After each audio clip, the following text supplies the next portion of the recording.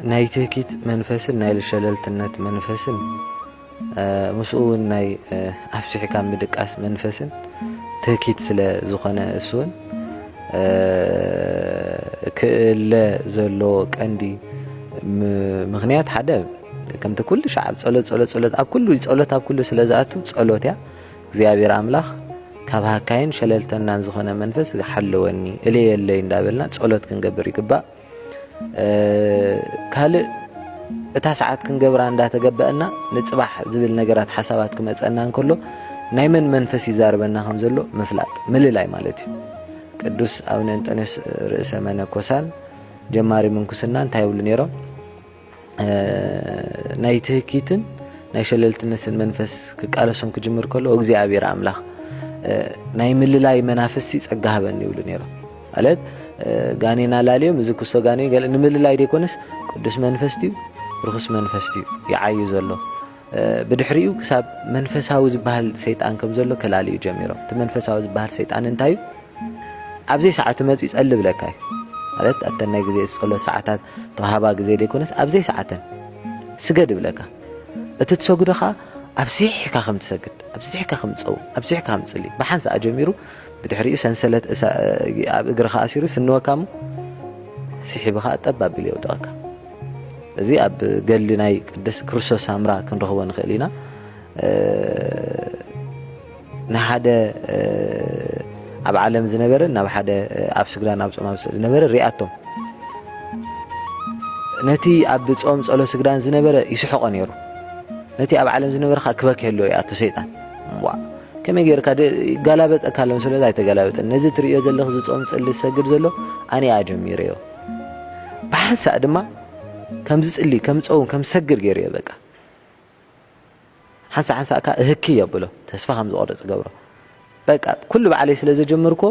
ኩሉ ዝኣዘዝኮ ናተይ ዝገብረለይ መንፈሳዊ ተመሲሉ ትሕት ክግብል ይደሊ ንሰባት በቃ ዘዝገበሮ ጉለታት ከም ዝሪኦ ገይርዮ ብዙሕ ነገራት ግልጸታት ካባይ ገሊጸሉ ሰይጣናዊ ግልጸት ስለ ዘሎ ማለት እዩ እዛ ዓለማዊ ዘሎ ዘብከየኒ ዘሎኻ ዓለማዊ ህይወት ተሰሪሑ ክፉእ ህይወት ነይሩ